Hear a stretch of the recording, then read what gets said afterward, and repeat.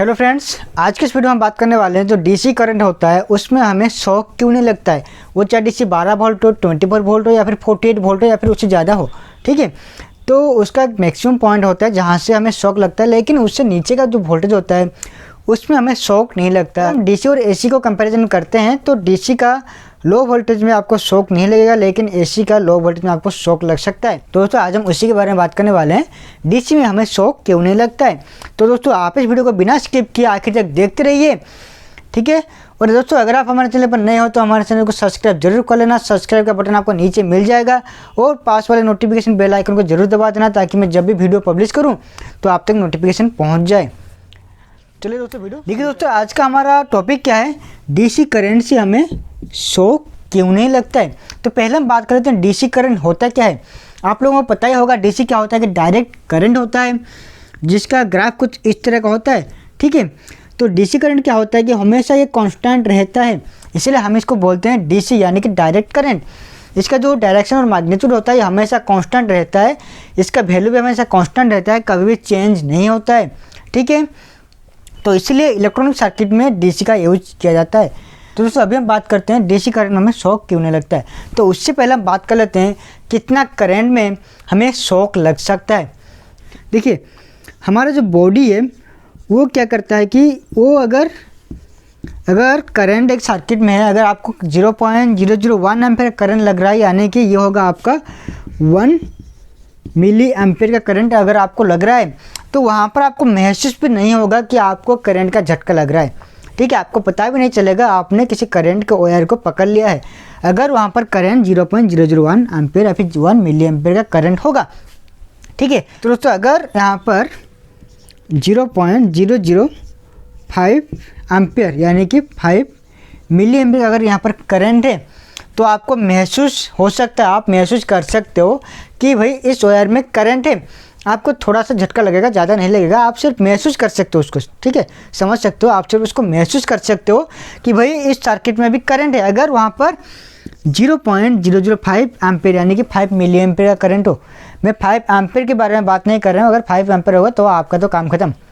मैं बात कर रहा हूँ 5 मिली एम्पीयर की। अगर 5 मिली एम्पीयर का करंट है तो वहाँ पर आपको क्या होगा, सिर्फ आप महसूस कर सकते हो वहाँ पर करंट है। लेकिन दोस्तों अगर वहाँ पर करंट है 6 मिली एम्पीयर से 25 मिली एम्पीयर तक, ठीक है। अगर उस सर्किट में करंट या फिर आपके बॉडी में से करंट अगर फ्लो हो रहा है 6 मिली एम्पीयर से 25 मिली एम्पीयर के अंदर, तो वहाँ पर क्या होगा कि आपको बहुत ही ज़ोरों से झटका लगेगा या फिर आपका जो बॉडी है वो भी फ्रीज हो सकता है या फिर आपका जो मसल्स है वो भी डैमेज हो सकता है। कहाँ पर, अगर करंट 6 मिली एम्पीयर से 25 मिली एम्पीयर है, ये कहाँ पर होगा, अगर आप फीमेल हो, ठीक है। अगर आप फीमेल हो तब क्या होगा, अगर आपके बॉडी में से 6 मिली एम्पीयर से 25 मिली एम्पीयर के अंदर करंट फ्लो हो रहा है तब आपका बॉडी फ्रीज हो सकता है, आपको बहुत ही ज़्यादा झटका लग सकता है या फिर आपका जो मसल है वो भी डैमेज हो सकता है। कहाँ पर, इतने के अंदर, अगर आप फीमेल हो, ठीक है। अगर आप मेल हो, ठीक है, तो यहाँ पर क्या होगा, अगर करंट 9 मिली एम्पीयर से 30 मिली एम्पीयर का होगा, ठीक है। अगर आप मेल हो और आपके बॉडी में से करंट फ्लो हो रहा है 9 मिली एम्पीयर से 30 मिली एम्पीयर अंदर, तब क्या होगा, आप फ्रीज हो सकते हैं या फिर आपको बहुत ज़्यादा से झटका लग सकता है और फिर आपका मसल जो है वो भी डैमेज हो सकता है। कहाँ पर, 9 मिली एम्पीयर से 30 मिली एम्पीयर के अंदर अगर आप मेल हो, ठीक है। फीमेल के अंदर अगर कम करंट फ्लो होता है तो उनको ज़्यादा झटका लगता है, मेल के अंदर अगर उससे ज़्यादा करंट फ्लो होगा तभी जाके झटका लगता है। तो ये होता है मेल और फीमेल के अंदर डिफरेंस, ठीक है। तो दोस्तों ये जो क्वेश्चन है ये काफ़ी जगह इंटरव्यू में भी पूछा जाता है, ये आप नोट करके रख लीजिए। तो दोस्तों अभी हम बात करते हैं डीसी में हमें शॉक क्यों नहीं लगता है। तो दोस्तों इस करंट को आप ज़रा याद रखिएगा, ये आगे आपको काम में आने वाला है। यहाँ पर हम एक सिंपल सा फार्मूला यूज़ करने वाले हैं। मैंने आपको बताया कितना एम्पीयर करंट फ्लो होने पर आपको शॉक लग सकता है, ठीक है। तो अगर मैं यहाँ पर करंट निकालना चाहूँ तो इसका फार्मूला क्या होगा, V/R, ठीक है। ये फार्मूला आप कैसे याद रख सकते हो, देखिए मैं आपको बता देता हूँ। एक ट्रायंगुलर आप यहाँ पर ड्रॉ कर लीजिए, ठीक है।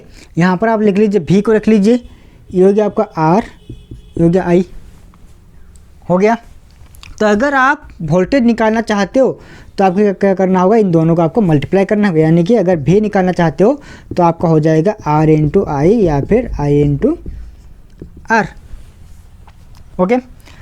और अगर आप रेजिस्टेंस निकालना चाहते हो तो ये आपका हो जाएगा V बाई आई, या फिर अगर आप करंट निकालना चाहते हो तो ये आपका हो जाएगा V डिवाइडेड बाई आर।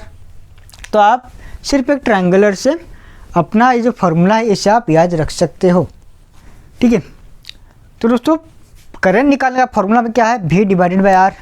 तो मान लीजिए आपके पास है 24 वोल्ट का DC, ठीक है, कितना है 24 वोल्ट का है DC। आप एक बड़ा बैटरी लिया है तो वहाँ पर 24 वोल्ट का DC है, और यहाँ पर रेजिस्टेंस कितना आएगा, तो हमारे बॉडी का रेजिस्टेंस कितना होगा, ठीक है।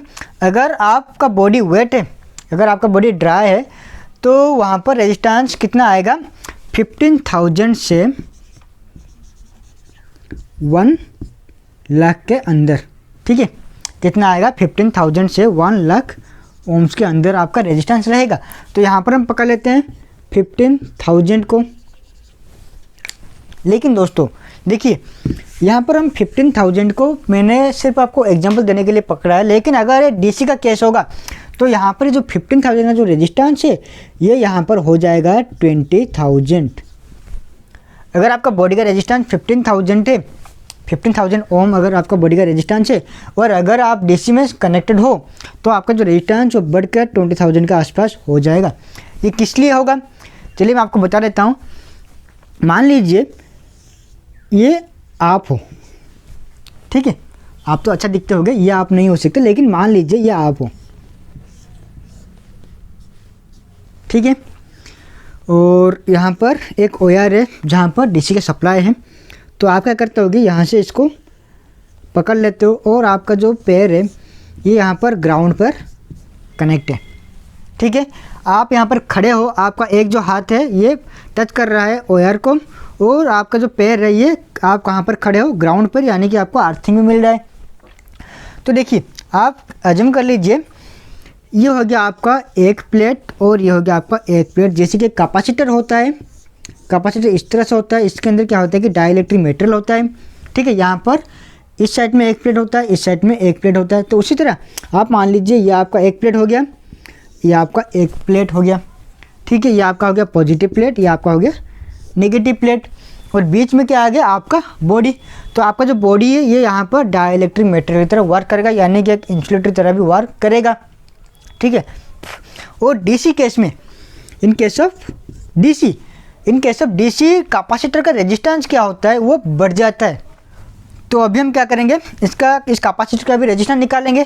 तो फॉर्मूला क्या होगा, XC यानी कि कैपेसिटिव रिएक्टेंस। अगर आप एक कैपेसिटर का रेजिस्टेंस निकालना चाहते हो तो उससे आप क्या लिखोगे, कैपेसिटिव रिएक्टेंस यानी कि कैपेसिटर का रेजिस्टेंस। तो इसका फॉर्मूला क्या होगा, 1 डिवाइडेड बाय ओमेगा C। तो ओमेगा यहाँ पर क्या होता है कि 1 डिवाइडेड बाय ओमेगा को हम लिख सकते हैं 2 पाई f, जिसे हम बोलते हैं ओमेगा, और अभी C भी आ जाएगा यहाँ पर। तो यहाँ पर 2 पाई हो गया कांस्टेंट, और C जो क्या होता है हमारा कैपेसिटेंस का वैल्यू, कैपेसिटर का वैल्यू, और जो f होता है ये क्या होता है हमारा फ्रीक्वेंसी, यानी कि कितना हर्ट्ज यहाँ पर अभी फ्रीक्वेंसी है। तो हमें क्या पता है DC का जो फ्रीक्वेंसी है वो कितना होगा, 0, ठीक है। हमें पता है DC में कितना होता है, 0 हर्ट्ज फ्रीक्वेंसी होता है। तो अगर मैं यहाँ पर 0 पुट कर देता हूँ तो भाई क्या हो जाएगा, आपका ये पूरा का पूरा 0 हो जाएगा, ठीक है। अगर 1 डिवाइडेड बाय 0 क्या होगा आपका, इन्फिनिट। समझ रहे हो, 1 डिवाइडेड बाय 0 क्या होगा आपका, हम बचपन से पढ़ते आ रहे हैं 1 डिवाइडेड बाय 0 इक्वल टू क्या होगा, इन्फिनिट, ठीक है। अगर यहाँ पर इन्फिनिट ओम आ रहा है क्या, रेजिस्टेंस, अगर आपका XC जो आ रहा है इन्फिनिट ओम आ रहा है, यानी कि DC में क्या होता है कि आपका जो कैपेसिटेंस होता है उसका रेजिस्टेंस कितना होता है, इन्फिनिटी, जिसकी वजह से आपके कैपेसिटर में DC करंट पास नहीं हो सकता है। इसीलिए कैपेसिटर आपका DC करंट को हमेशा ब्लॉक कर देता है, वो सिर्फ और सिर्फ AC को ही पास करता है। अगर यहाँ पर AC होता, ठीक है, अगर यहाँ पर AC होता तो उसमें कुछ फ्रीक्वेंसी होता है। अगर मान लीजिए 50 हर्ट्ज का फ्रीक्वेंसी है तो इसका मतलब क्या होगा, यहाँ पर इन्फिनिटी ना करके कुछ ना कुछ रेजिस्टेंस भाई जरूर आ जाएगा, जिससे क्या होगा, कैपेसिटर के अंदर करंट फ्लो हो सकता है। अगर यहाँ पर रेजिस्टेंस बढ़ जाता है तो यहाँ पर करंट फ्लो होने कम हो जाएगा। ठीक है, तो आप इसी से अंदाज़ा लगा सकते हो कि आपका जो बॉडी है अगर वहाँ पर डीसी का कनेक्ट होता है, ठीक है, और आप एज्यूम कर लीजिए आपका जो बॉडी है डायलेक्ट्रिक वर्क कर रहा है और आप यहाँ पर एक प्लेट है, यहाँ पर एक प्लेट है जहाँ पर आपने टच किया हुआ है, तो ये कैपेसिटर की तरह वर्क करता है। ठीक है, अगर यहाँ पर आप ये वाला फार्मूला पुट करते हो जो कि होता भी है, तो क्या होगा, आपका जो बॉडी का रेजिस्टेंस है यहाँ पर इंक्रीज हो जाएगा। तो इसलिए मैं आपको बोल रहा था डीसी केस में आपका जो बॉडी का रेजिस्टेंस है ये इंक्रीज हो जाता है। ठीक है दोस्तों, तो अभी चलिए हम पहले की इक्वेशन पर चलते हैं। तो दोस्तों यहाँ पर मैंने आपको बताया था 15,000 की वजह से आपको क्या होगा 20,000। तो चलिए मैं आपको यहाँ पर डिवाइड करके दिखा देता हूँ, 24 डिवाइडेड बाय 20,000। तो यहाँ पर आपका रेजिस्टेंस सॉरी करंट कितना आएगा, कैलकुलेटर है हमारे पास, कैलकुलेट कर लेते हैं। तो आ जाएगा आपका 24 डिवाइडेड बाय 20,000 0.0012 एम्पियर। ठीक है, तो मैंने आपको पहले क्या बताया था, अगर आपको 1 मिली एम्पियर का यानी 0.001 एम्पियर का करंट आपको अगर लग रहा है तो वहाँ पर आपको कोई भी महसूस नहीं होगा कि आपको करंट लग रहा है, इलेक्ट्रिकल शॉक लग रहा है। तो यहाँ पर कितना आया करंट 0.001 एम्पियर, तो इससे आपको कोई भी शॉक नहीं लगेगा। तो यहाँ पर मैंने 20,000 का रेजिस्टेंस लिया है, लेकिन आपका बॉडी का 20,000 रेजिस्टेंस नहीं होता है, इससे ज़्यादा होता है। ठीक है, अगर आप यहाँ पर ज़्यादा रेजिस्टेंस पुट करोगे तो जो करंट है यहाँ पर डिक्रीज हो जाएगा। तो मैंने आप पर एक एग्जांपल के तौर पर आपको लिया था इतना रेजिस्टेंस, जो कि इतना रेजिस्टेंस आपका बॉडी का नहीं होता, इससे ज़्यादा का होता है, वो 50,000 या फिर उससे ज़्यादा होता है। ठीक है, और लेकिन क्या होता है कि डीसी केस में आपका जो रेजिस्टेंस है वो वहाँ पर बढ़ जाता है। ठीक है, तो अगर हम यहाँ पर कुछ ज़्यादा वोल्टेज लेते हैं, तो मान लीजिए मैं यहाँ पर 220 वोल्ट ले रहा हूँ, तो 220 वोल्ट डिवाइडेड बाय रेजिस्टेंस कितना होगा, 220 डिवाइडेड बाय हम लेंगे 20,000, देखते हैं कितना आता है, 0.0111।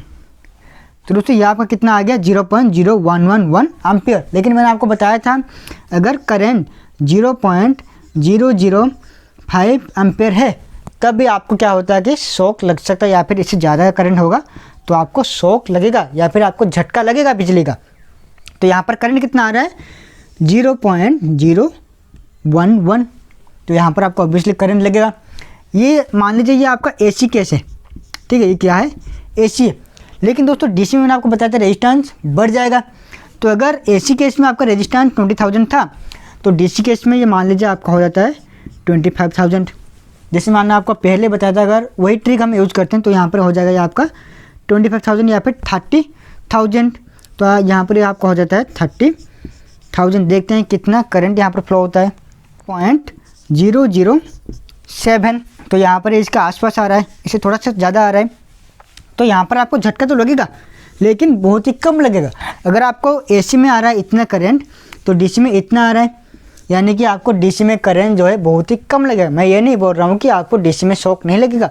अगर आपको शॉक लगता है सेम वोल्टेज में एसी और डीसी हो, अगर आपके पास सेम वोल्टेज है तो आपको डीसी में थोड़ा कम झटका लगेगा एसी के मुकाबले। ठीक है, तो दोस्तों आई होप कि आपको ये समझ में आ गया होगा डीसी में क्यों आपको शॉक नहीं लगता है। और अगर डीसी में आपका लो वोल्टेज है 24 वोल्ट है या फिर 48 वोल्ट है तो वहाँ पर आपको शॉक लगने का कोई चांसेस नहीं है।